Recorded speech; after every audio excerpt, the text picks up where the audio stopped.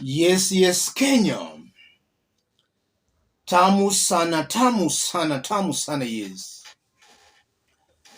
The issue of William Ruto's state of mental health is a discussion that is currently gaining momentum, with very many Kenyans asking whether William Ruto is mentally sound or not.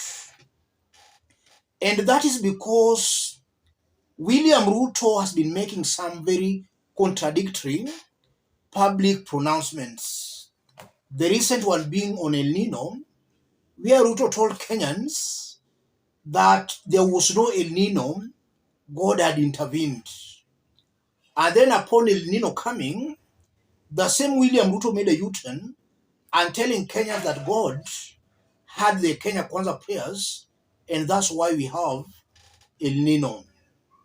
That's just one example of some contradictory public pronouncements by William Ruto. And Ruto seems not bothered at all whether he's contradicting himself or not. He keeps on repeating the same blunders, the same mistakes. I want us to listen to Homa Bay Town Member of Parliament, Opondo Kaluma, on the same issue. For his sentiments are going to inform the basis of our analysis right now.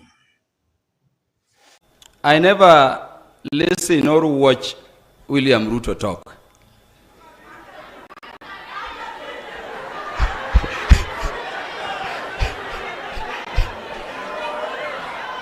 Hata nyinyi. Na sababu ni kwamba Mawadhe alikuwa ananiambia wiki mbili iliyopita kwamba Ruto akija kuambie Kaluma we unaitwa Peter Kaluma. Hata mimi sitakubali mimi ni Peter Kaluma because I'm not sure kama inatoka huko. But today while driving here, I decided to listen to him after our meeting of yesterday. Na nimesikia William Ruto akisema cost of living, gharama ya maisha imeenda chini kabisa. Imeenda chini au imeenda juu? Imeenda juu. When a person sits down and imagines you can sell Kenyatta International Conference Center, that national heritage, uko na tabu. When a person sits down and he can imagine you can sell Kenya Pipeline Corporation to himself or his friends, iko tabu. Sababu ya hiyo mimi nataka kuwaomba muangalie article 144 of the Constitution. And I'm just ending Senior Counsel Vice President Kalonzo Musyoka. We may be laughing thinking ile uongo ni normal, but siku moja yule jamaa atatoroka akimbie akiwa mad. So we must begin thinking about how we can remove William Ruto from the presidency of Kenya on account of mental incapacity. I don't think his lies are normal. I don't think those lies are normal. Asanteni sana. The Homa Bay Town Member of Parliament is calling for the removal of William Ruto from office on grounds of mental incapacity. And we all know that to remove a president in Kenya, the president can be removed through impeachment or on grounds of mental incapacity. Through an impeachment, a member of parliament supported by a third of the members will move an impeachment motion in the National Assembly. If that motion is supported by 2/3, it moves to the Senate. If the Senate also approves any of the grounds of impeachment by 2/3, then the president stands impeached. And on the grounds of mental incapacity, then a member of parliament, supported by a quarter of the members, will move a motion in parliament for the removal of the president. If that motion is supported by a simple majority, then the speaker will inform the Chief Justice, who will then set a tribunal. If the tribunal find the president not mentally okay, the members of parliament, or other members of parliament, will ratify it through a simple majority, and the president will stand removed. He will cease being the president. Those are the ways of removing a president in Kenya. So the big question, from the 1 year William Ruto has been in power, are there some indications showing that something is not right? That's what I want us to find out in this video. If you are watching us but you have not yet subscribed, subscribe, give this video a like. Let's proceed.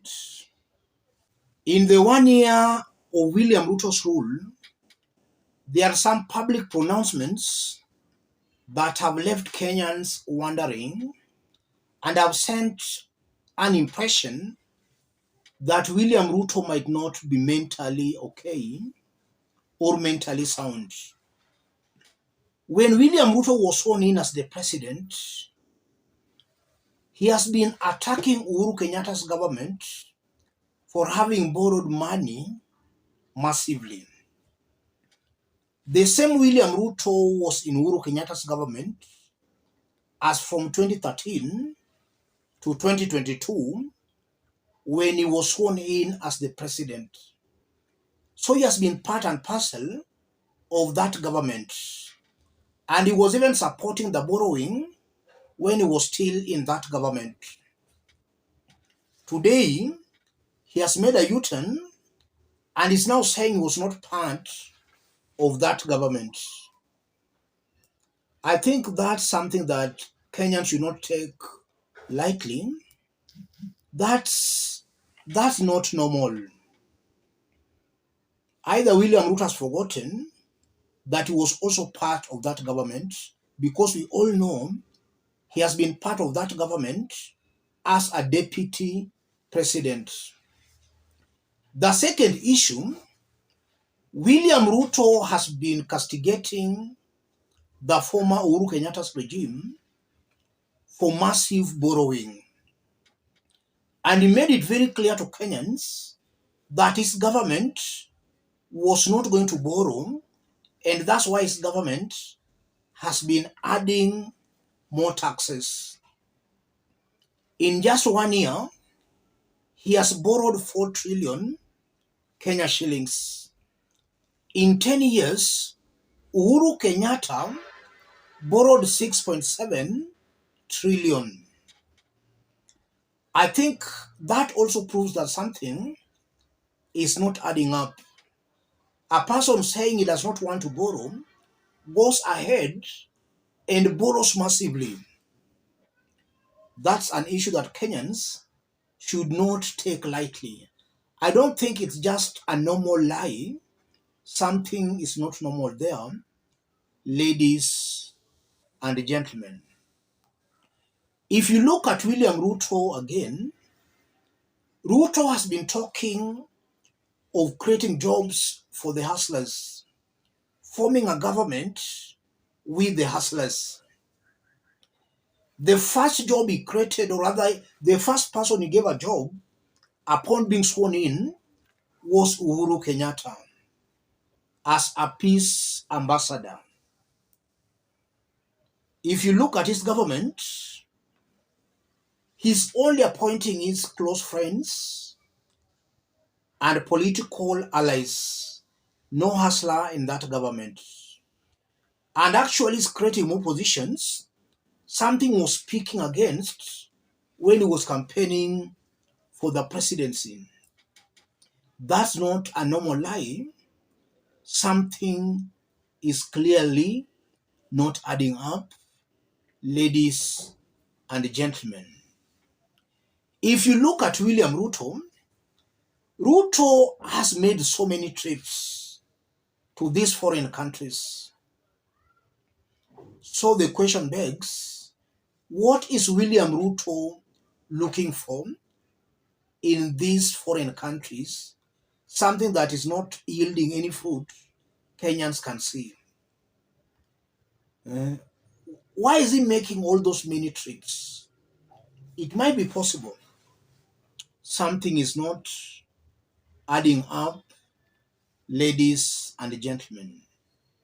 There are very many instances that shows that something is not just right. We are seeing insecurity in Lamu, in the North Rift, West Pokot. William Ruto intends on taking our police officers to Haiti. All this just proves something might not be right, ladies and gentlemen. And it's important that Parliament, if possible, should actually start that process to really ascertain whether William Ruto is mentally sound or not. Because anybody can suffer a mental illness, a title notwithstanding. So it's important Kenyans to start that debate, because what we are seeing in this government, we are seeing very abnormal things happening in this country. Let me stop it there, ladies and gentlemen. If you are watching us but you have not yet subscribed, subscribe, give this video a like. Let's meet in our next analysis. Thank you.